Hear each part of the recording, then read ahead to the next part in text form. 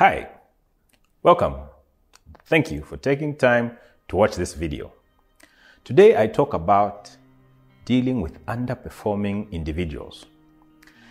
If you've taken time to watch my series Career Conversations, in part 2 I deal a bit with how an individual who feels they've stagnated or is not performing should respond.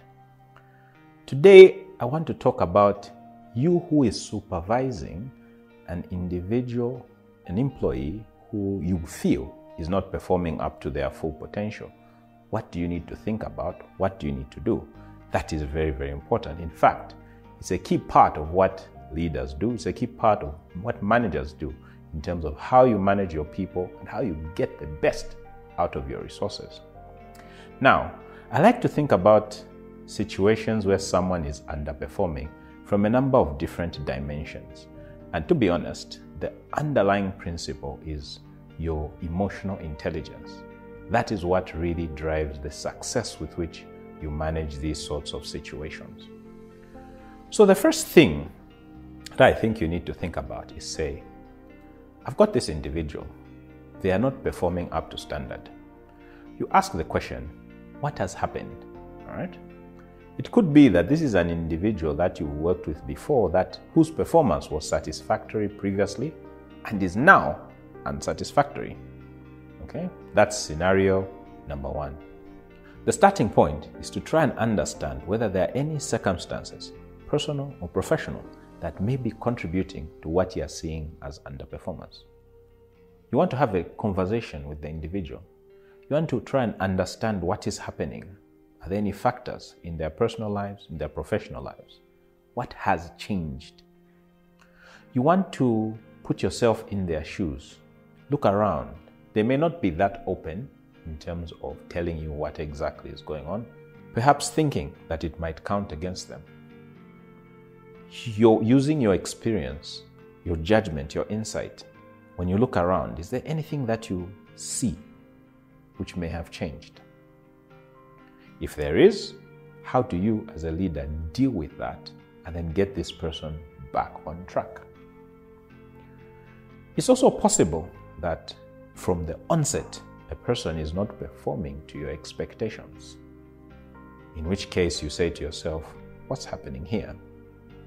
Is this person who I've potentially employed the right fit for my organization? Are they in the right role? Is there a misalignment in one way, shape, or form?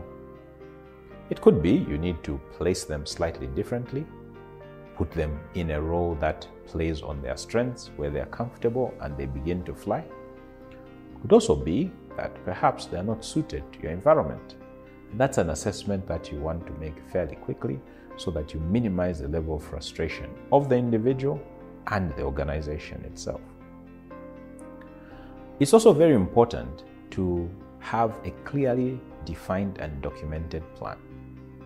After having an honest conversation with someone whose performance is not up to standard, to outline what you perceive is not going according to plan, but more importantly, to try and get the individual themselves to acknowledge where they are, to put forward what they think is a feasible plan to get them back on track or to get their performance the way you expect it to be. Once you start to do that, then you want to have a mechanism in place to actually monitor and support them throughout. Provide them the right level of coaching and support. Provide them mentorship. Provide them with a clear view of how they are performing relative to the plan that has been put in place to improve their performance. It's not always easy because personalities are different. The individual's personality is one thing. Your own personality as a leader is another. The personalities of the people that work with this individual and yourself are also factors that play into whether or not you're able to turn around a person's performance. So empathy is key. Emotional intelligence is fundamental. You start with assessing the individual. Has anything changed? That's if it's someone that you worked with before. If they're new, they're in the wrong place. That could also apply to someone who's been in your organization for a while. Are they now underperforming because perhaps they've overstayed in a particular role? They need a particular challenge, All those are things that you may be able to diagnose if you have a fairly clear conversation. But I think removing emotion from the situation, separating the person from the performance is also something that is a key skill for all leaders. Just because someone has had a bad day today doesn't mean you write them off. Just because someone hasn't done what you expected them to do doesn't mean they can't get back on track and be one of your highest performing individuals. If you ask me, the ability of a leader to turn around the performance of someone who's underperforming is one of the most unique, most fantastic skills that each and every one of us can cultivate. So before you give up on a team member, before you give up on someone who you think is perhaps not meeting your expectation, take a bit of time, take a step back, go through what we've talked about today and see, perhaps you might achieve a slightly different outcome. Thank you very much.